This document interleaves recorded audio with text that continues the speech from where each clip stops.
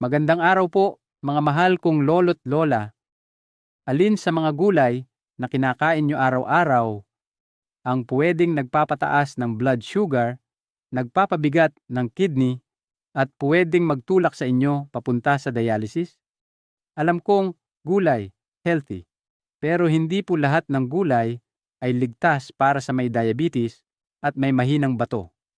Marami po sa aking pasyente ang nagsabi, "Dok, gulay lang naman kinakain ko, bakit lumalala pa rin ang creatinine ko? Dok, bakit kahit puro gulay ako, mataas pa rin sugar ko?" At nang tingnan ko ang diet nila, 3/4 gulay na dapat iwasan ng may diabetes at CKD, araw-araw nilang kinakain.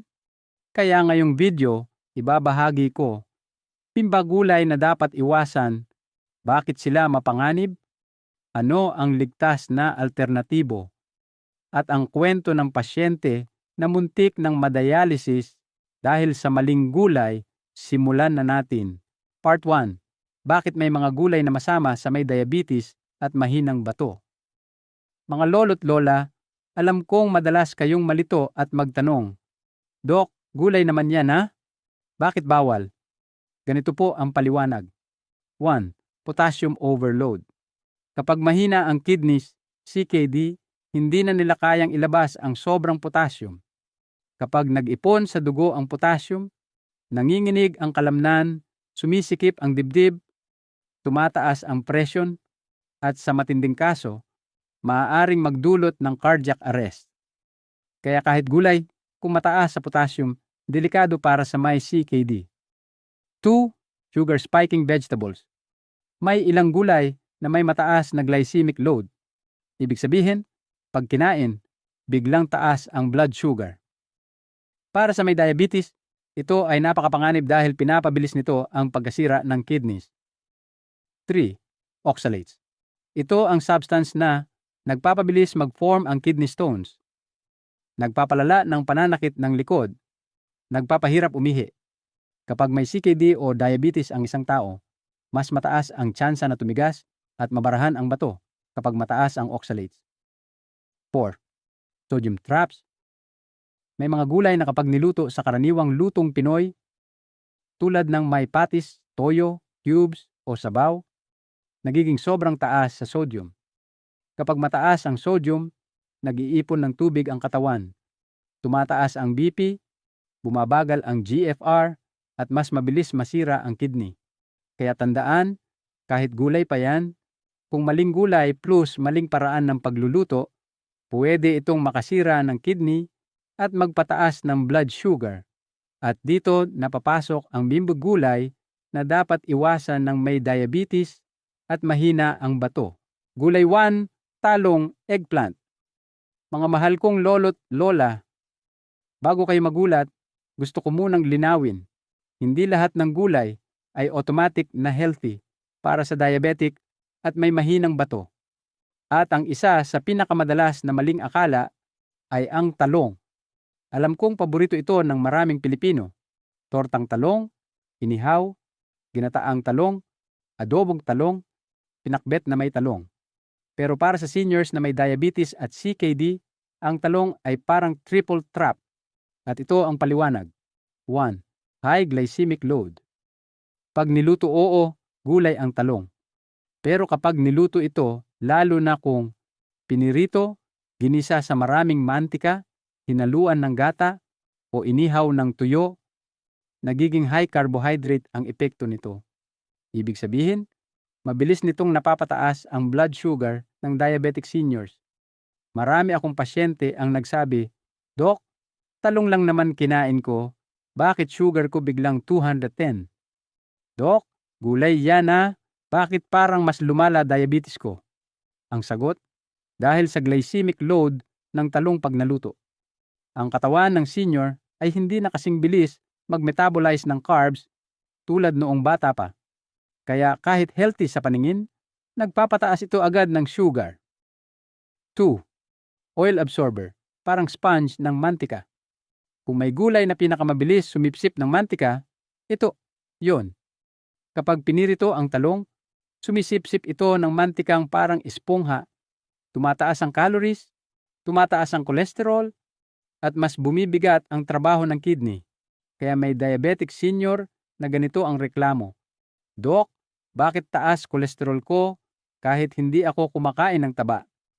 At nang tingnan ko, pagkain, tortang talong araw-araw. Dahil ang mantikang hinihigop ng talong ay napakarami, hindi nakikita, pero pumapatay ng kidney ng tahimik. 3. Moderate potassium, delikado sa CKD stage 3 to 4. Hindi man kasing taas ng saging, pakwan o kamote. Pero para sa may mahinang bato, kahit moderate potassium na gulay ay pwede nang magdulot ng panghihina, sikip ng dibdib, pagkahilo, at irregular heartbeat. Sa CKD kidneys, kahit kaunting sobra sa potassium, problema agad. Story, ang aral ni Lola Minda, 72. Si Lola Minda, taga Pampanga, araw-araw na kumakain ng tortang talong. Sabi niya, Dok, gulay naman to, bakit high creatinine ako? Ang labs niya, creatinine, 1.9, BP, 150/85, sugar, laging lampas, 170. Nang tingnan ko diet niya, talong halos araw-araw, ginisa sa mantika, torta na may maraming mantika, sawsawang tuyo na mataas sodium, tatlong problema, high glycemic load, oil absorption, sodium sa sawsawan. Kaya bumibigat ang kidney niya kahit gulay lang.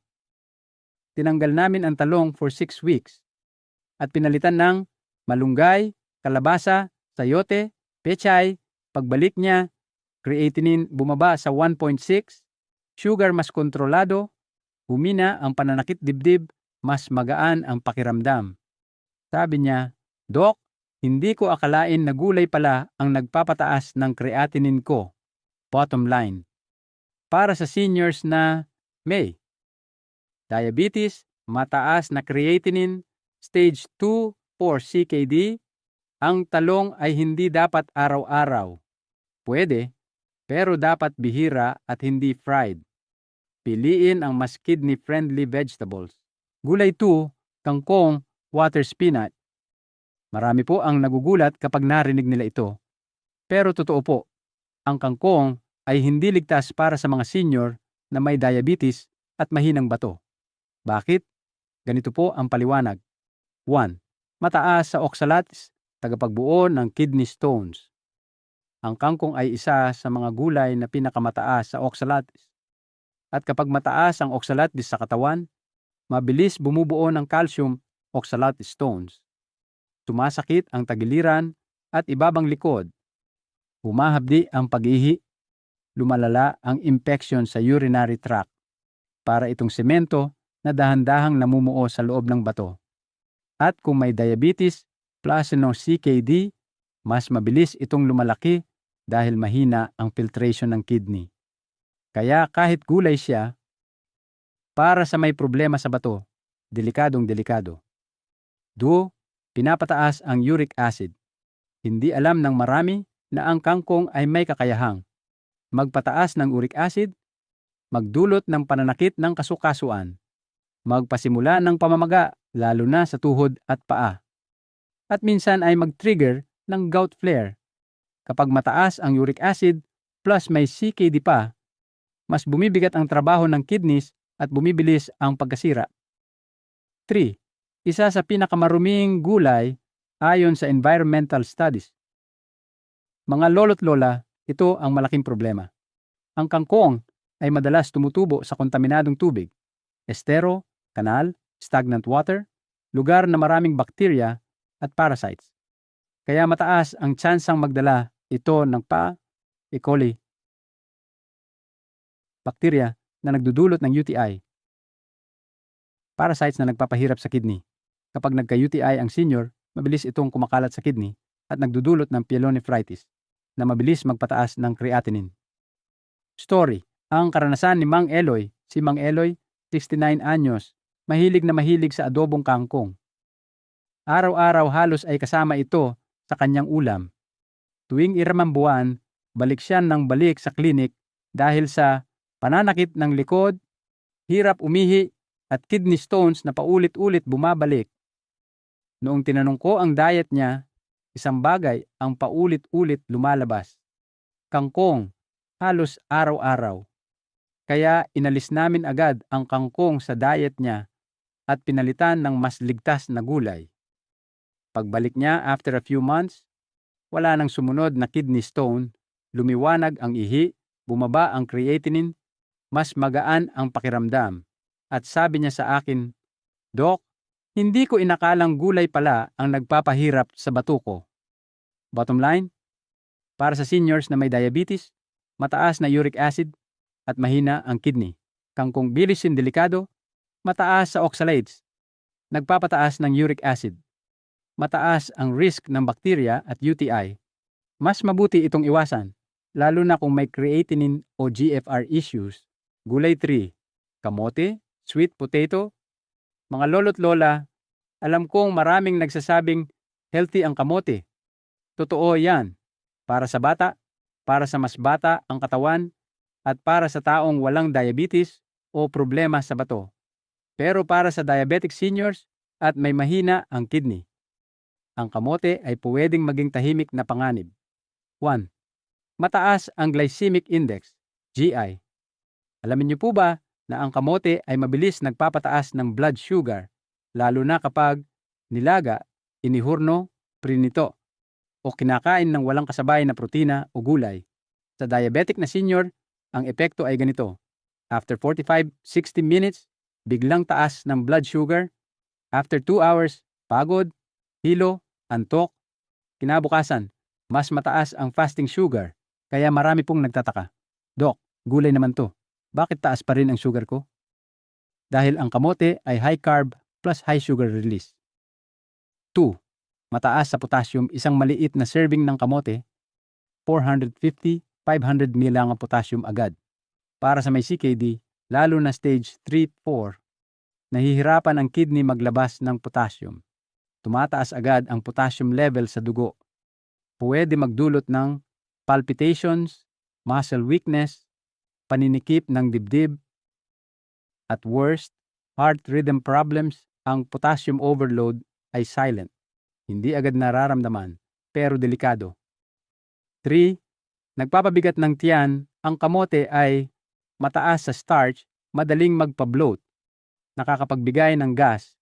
Para sa senior na may mahina ang kidney, ang ganitong bloating ay nampin, nagpapadagdag ng pressure sa kidney area, nagpapahirap huminga, nagpapalala ng pagod. Hindi ito obvious sa mga unang araw, pero pag araw-araw kinakain, ramdam ang bigat. Story.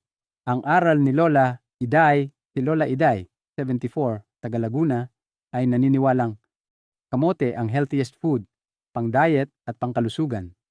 Araw-araw ang routine niya, nilagang kamote sa umaga, kamote ulit sa merienda. Pero napansin niya na kahit puro healthy food, hindi bumababa ang sugar niya. Lagi siyang nasa 210, 240 kahit konting kain lang. Pagdating sa clinic, tinanong ko ang diet. At doon ko nalaman kung gaano kadalas siya kumain ng kamote. Ang sabi ko sa kanya, "Lola, healthy ang kamote. Pero hindi healthy para sa diabetic plus CKD kidneys." Tinanggal namin ang kamote ng 3 weeks. Pinalitan ng boiled saba, mas stable GI, gulay na low potassium, light protein.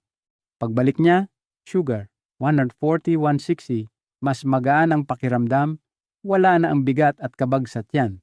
Sabi niya sa akin, "Doc, ngayon ko lang nalaman na ang healthy food ko pala ang nagpapalala sa sugar ko." Gulay 4, gabi, taro. Ito ang silent sugar racer. 1. High carb veggie. Mas mataas pa sa kanin ang carb load. Isang gabi serving, parang 1 cup rice. 2. Taas oxalates, nagpapabilis ng pagbuo ng kidney stones. 3. Slow digesting but sugar spiking, pumapalo sugar after 2 hours. Hindi agad kita. Story. Tatay Ponso mahilig sa laing at sinigang na may gabi. Bakit tumataas sugar niya kahit puro gulay daw? Ang gabi ang dahilan. Gulay palm, mais, corn. Ito ang pinaka-common na hindi alam ng seniors. 1. High sugars corn. Mataas sa starch, nagiging glucose agad. 2. High potassium, bad for CKD. 3. Hard to digest, nagpapatigas ng tiyan, nagpapabigat sa kidney. Story, Lola Priscilla, mahilig sa nilagang mais, creatinine 1.8, 2.0, tinanggal namin mais. After 6 weeks, creatinine 1.6, sugar bumaba, hindi na sumasakit ang likod. Part 6, 5 kidney and diabetes friendly alternative gulay. Kung bawal ang pimpo gulay, anong pwede? 1. Patola low potassium, low sugar. 2. Upo na pakabanayad para sa kidney. 3. Kalabasa, moderate amount, good for eyes, plus kidney. 4. Pechay low potassium, high fiber. 5. Ampalaya, best vegetable for diabetics. Mga mahal kong lolo't lola, hindi ko sinasabing masama ang gulay. Pero kapag may diabetes at mahinang bato, may mga gulay na nagpapabilis ng pagkasira ng kidneys at nagpapataas ng blood sugar nang hindi nyo alam. Pero ngayon, alam nyo na ang simpong gulay na dapat iwasan. At alam nyo na rin ang alternatibo. Kung gusto nyo pa ng mga video tungkol sa creatinine, bato, blood sugar, binti, puso, at pangkalahatang kalusugan ng seniors, mag-like, mag-subscribe, at i-share sa kapwa senior para sabay-sabay po tayong gumaling.